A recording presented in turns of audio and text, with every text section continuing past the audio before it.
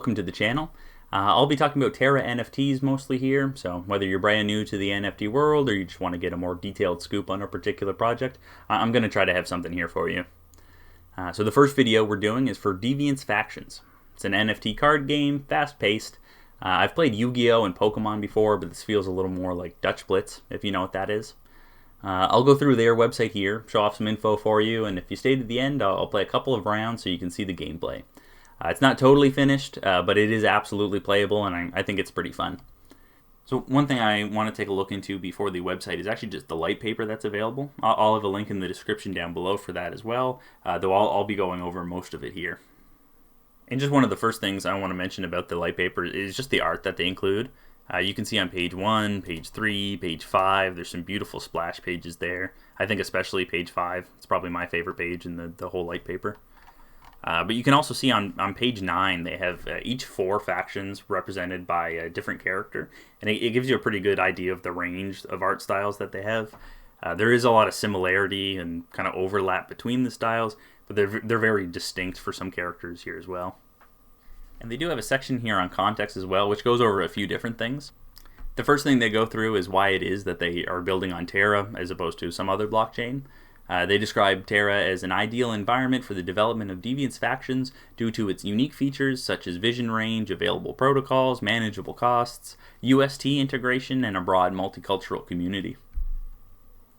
They also mention that Terra has experienced an outburst of NFT projects, increasing interest in the community. They do mention that Terra is a blockchain focused on utilities, whose value is determined by how much use is given to a given token. So I think that really aligns themselves well with the community values, which is always nice to see from a project like this.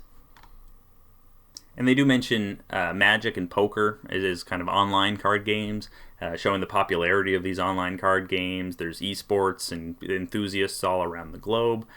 They relate it kind of back to cryptocurrency and blockchain gaming, where it's a hybrid of both. So you get the popularity of card gaming online, you get the popularity of play-to-earn NFT gaming, and it's a really good hybrid vision of that. And one quote that I liked that they threw in there was, "Deviants Factions focuses on users by transferring the value of matches to the player, fully strengthening their play-to-earn capacity to generate revenue as investors."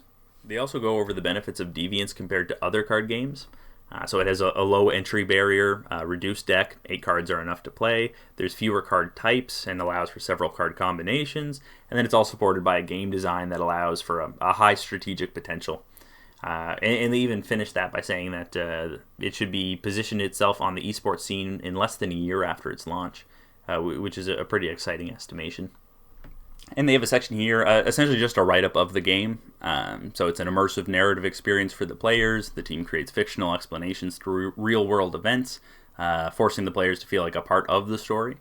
I know a lot of card games like Magic, for example, Yu-Gi-Oh! Have like stories through the cards as well. Like you can follow characters. There's kind of lore that goes behind it. So to see that in Deviants is pretty fun here as well.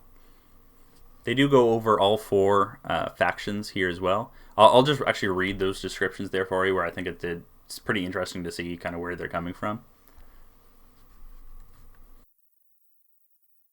Awaken. In a world filled with corruption, selfishness, and destruction, the Awaken are here to shine a light into darkness. Gifted by many abilities both in combat and politics, this faction has its eyes fixed on one thing: information. The path of truth will wake those who are numb in the middle of conflict that involves every living being on the planet. However, even though they feel the need to awaken others, they are certain that not everyone is prepared to deal with the costs of enlightenment. Entropy. The members of this faction only respect the law of entropy, the second principle of thermodynamics. A system always evolves to its most probable configuration, which is the one with the most microstates and the one with the most entropy. Occupying various flanks around the globe, Entropians are slick and sneaky deviants, always aiming to break the wheel of power by doing what they do best: disrupting and dismantling hierarchies. Inhuman. Inhumans consider themselves to be starkly superior to undeviants and reject the idea of belonging to humankind. They recognize deviants as the heirs of a decaying world and regard humans as mere nuisances that need to be eliminated. Installed in different positions of power, Inhumans have one purpose only: to free this earth of the old and make way for the new. And then there's owners, masters of their destiny and that of many. These deviants have the skills, charisma, and resources to shape the future at their will by all means necessary. Coming from diverse backgrounds and cultures, owners believe that the future of humanity must be shaped by order and control. Control that can only be exercised by those who are competent. Members of this faction are aware of deviant superiority, which leads to the responsibility to hold control over those who are unable to control themselves. So just from those explanations, it's essentially like a pseudo-political compass for the lore of the game. And I think it's pretty interesting how they broke it down, kind of the stylistic differences between some of the characters and technologies that are available in each faction as well.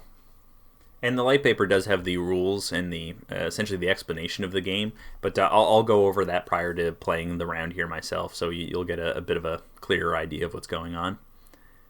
So they do have a section on tokenomics here as well. Deviants Faction will have its own native token called Dev, and going back to what they had said previously, a token derives its price from its use cases. So the main goal of the team is to make Dev as useful as possible.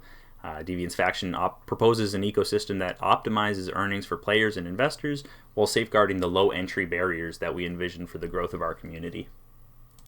And I think that last part is especially important about the low entry barriers, where especially for play to earn gaming, where the value can only be generated for these players and investors if there is a large community. I think it's great that they have that kind of in the forefront of their mind when moving forward here as well. And they list a few different things that they want the utility of Dev to be as well. So firstly, they list staking. That's a pretty obvious one. Governance executed by players through staking. So you can make decisions on storytelling, immersion narrative, game design, game mechanics. That's, I think, goes without saying. And I am excited to see kind of what the returns on that could potentially be. So crafting, I think, is a little more interesting here as well.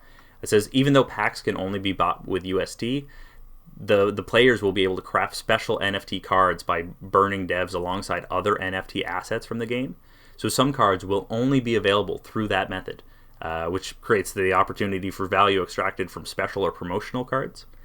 Essentially meaning that you would burn some amount of dev and that you would burn some other card that you would have with Deviants, and you would get a unique or more rare item at the end of that crafting as well. And I think that's a really interesting aspect. Another one that they mentioned that's maybe a little more common for play-to-earn gaming would be vanity items and cosmetics. So you'll be able to purchase those for devs, and then there's going to be new artwork, new stages, just things to make the game look better in a way. And they do mention tournaments here as well. So Deviants Factions will hold multiple tournaments per day at different stakes. So there's going to be some that are free, some with low entrance fees, and then some with high entrance fees. The prize pool being proportional to the buy-in. And what I think is really great is that tournament prizes will be awarded in UST and special NFTs instead of Dev. So you'll just get a prize of UST for winning these tournaments. They even mention that this protects the dev token from volatility, so that when tournament winners get their prize, that they're not immediately offloading dev to receive it in UST. They also mention that players will have access to the tournament editor to run their own contests as well, which I think is great just in terms of kind of the collaboration that's possible between Deviants and then other Terra NFT projects, if these NFT projects might want to run contests through Deviants as well. And they do go quite in depth with the tokenomics as well, where it's likely the largest part of the Litepaper itself. So I would recommend going through there as well. As mentioned, this is not financial advice. I like the art. It's a fun game to play. I wouldn't go into this expecting to make money. I would absolutely go into it expecting to have fun, because it is fun. And just before we get into playing a couple rounds here, I just want to go over the founders, the rock stars, the team. I think they have a list of early investors here as well. So you got Nicholas Fierro, you got Israel Lazo, you got Matthias Rencoret. I hope I'm pronouncing everybody's name right there. So just from the list of credentials they have here, this is amazing. Clinical psychologist, postgraduate diploma in constructivism, university professor of psychology and game design, 20-year career in developing experiences, game designer and producer, DevOps and software architecture. It's just a really full list, fleshed out on kind of different fronts as well. So it seems like a really well-rounded team of founders. The rock stars here: project management and coordination. You have a writer here, head writer and digital strategist, Philippe Milan. You got Florencia Jimenez. So I would highly recommend looking through these people's experience and what it is that they're bringing to the table, where it seems like this is a really fleshed out and diverse team. And you can see some of the early backers here. You got Dokwon, you got Sam, Midas, Nikki Fung, Mike, Nacho Don, Sky Vision Capital. So most of these names would be all familiar for Lunatics. Dokwon, obviously, biggest name on there, top of the list. So to see him backing the Deviants Factions as well, I think that's a good sign of their future success. They have a little disclaimer here at the end as well. Please read the entirety of this disclaimer section carefully. Nothing herein constitutes legal, financial, business, or tax advice, and you should consult your own legal, financial, tax, or other professional advisors before engaging in any activity in connection herewith. And that's all pretty standard stuff. As mentioned, I don't see this primarily as a money-making opportunity. I believe it has the potential to be a money-making opportunity, but this is not financial advice, and it's just a fun game that's fun to play. Alright, so I'll just quickly go over the website here, just the information you see, kind of get you started on how to play here as well. You can see in the right corner is where it is your name is. You'll be able to connect your wallet there, home, game info, buy starter packs, play, my inventory, so you can see your starter packs and your decks there.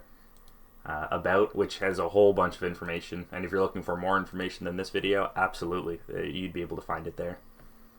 The game info has stuff about the factions and cards, but the about has the tutorial listed. And it's pretty straightforward. It really does a good job of explaining. Factions is a strategy game played by 2 players and or AI. There's 3 different types of cards: headquarters, characters, technologies. There's a few different bits of information on each one. So they have code names, faction symbols, structure points, which is essentially how much health your structure has. And then there's different abilities and effects that they might have on the gameplay as well. And you can see they're all listed on the card, where it is that you'd find them. The characters have similar kind of listings for the name, nickname, faction symbol.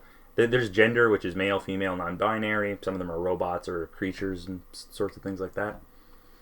Attack type, health, planning, ability. And once it is that you're playing the game for a while, all of this comes a little more quickly there as well. Especially for the technology, pretty simple, just where it shows you kind of what effect it has, the resistance, which is kind of the health of the technology. Shows the board, how it looks, how it's structured, kind of your side, the opponent's side. You see the 2 structures off to the left there as well. And you'll see the on the right hand side, essentially the coin flip as to who goes first. Planning, it's essentially just that you get a bit of a buffer, so nobody's attacking straight from the first move. And that could be different depending on the characters that you're playing, but you'll see the lock listed on their card specifically.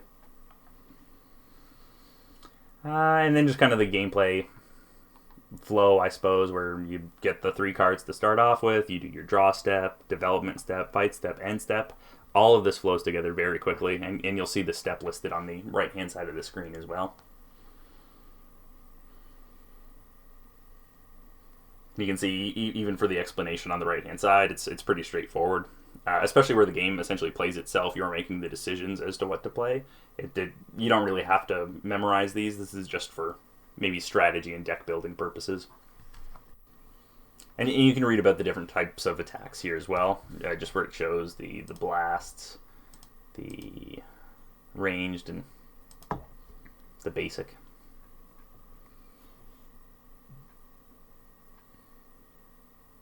And triggers and effects, ongoing conditions. So many things can happen. So there's triggered abilities, ongoing effects, and conditions. So those are considered 3 different things.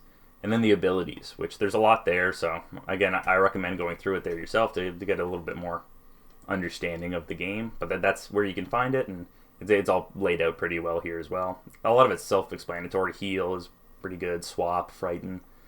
And you'll be able to see some of that in the gameplay as well. Alright, so let's get started.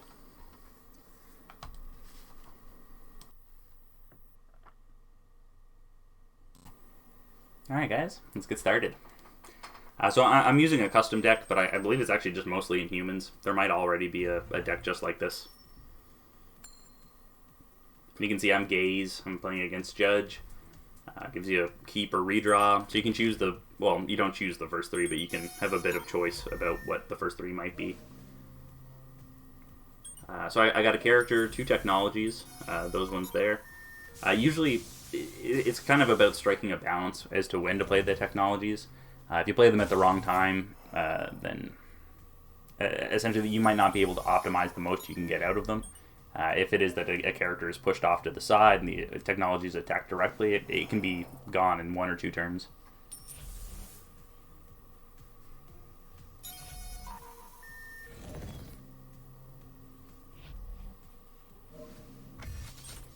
And you'll see here as well when I play Khaldun that there's going to be the frighten effect taking place. You can see some of the healing going on.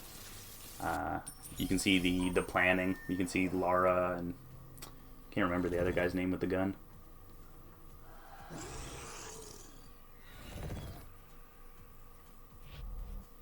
And you can even see for Lara too, it's the 3, the one in front, the one to the left, the one to the right. And for the person with the gun, it's only the one in front and then the one to the right. So it gives you a pretty easy visual indicator as to where it is that the deck is going. And you can always click on the card prior to playing it to bring up a full view of the card as well if you just need to double check any kind of stats that aren't immediately obvious there for you.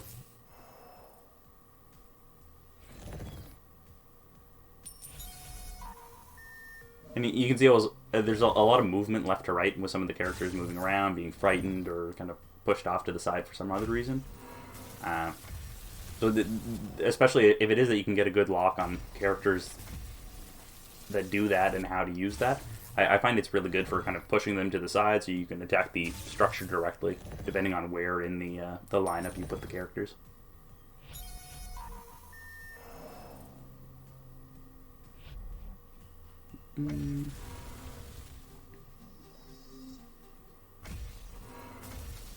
Awesome. And you can see the Void on the right-hand side. I've gotten 5 of his cards. He's gotten 3 of mine. So I'm going to have 3 characters, 2 technologies. He's going to have... 2 technologies and a character. And see, this is the thing about waiting to the end to play the technology, where now he doesn't have a character for it. He just has to watch me destroy his technologies and then destroy his structure there as well. You definitely don't want to wait to the end, but you don't want to play them immediately right off the bat. So... especially depending on what they do. Some of them are like health packs, for example. Some of them give like stat boosts, not only to you, potentially it's like a leeching effect kind of thing.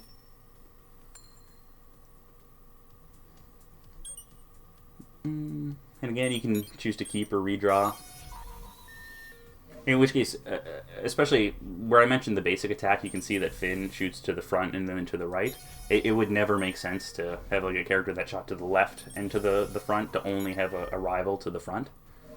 So there's a few things like that you do need to keep in mind when making decisions there as well.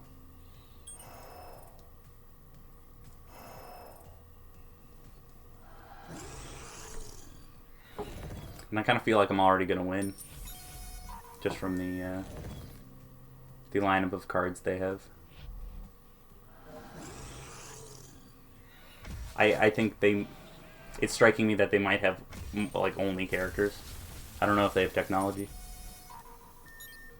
It is sometimes a good strat. I've been beaten that way before, where essentially they get the strongest characters they can essentially outside the range of my other characters.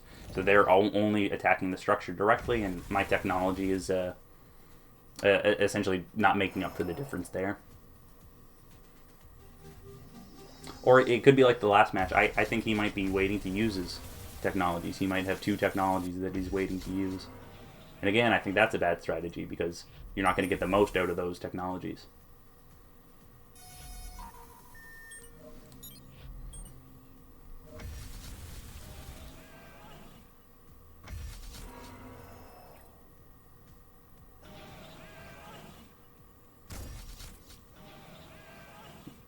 And the order of the technologies is sometimes pretty important. You'll notice the characters always slide down to fill in the leftmost railing prior to any kind of movement that might happen from like frightens or things like that.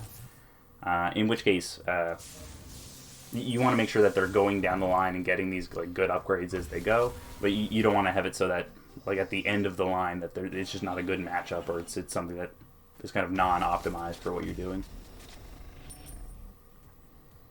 And you can see there I got 6 in his void now. He only has a technology left. Oh, I know there's a character. But this is, what, 4 on 1, 2 technologies on my side, so this is going to be a pretty quick run.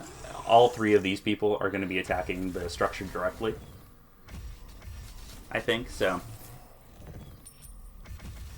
Okay, perfect. And there we go. Nice, so that was a couple rounds of gameplay. I hope you guys enjoyed the video.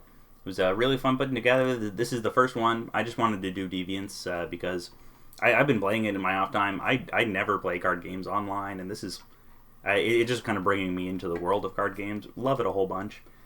So I would highly recommend you check this out. And like, comment, subscribe. Let me know what other videos you'd like to see. I can absolutely go back. We can look over some Deviants cards or some Deviant strategies. I absolutely want to look at other Terra NFTs as well. So if you want to see something on like Unstable's Aliens, Stone Duck Luna Club, Dirty Bears Country Club, absolutely anything, just let me know, and we'll see what we can do. And you can support the channel by going to moonpigmerch.com. I also have a wallet address in the description below. You can send any kind of tips or donations there. Not necessary, but definitely appreciated. So again, it was lovely having you, and I hope you have a wonderful afternoon there.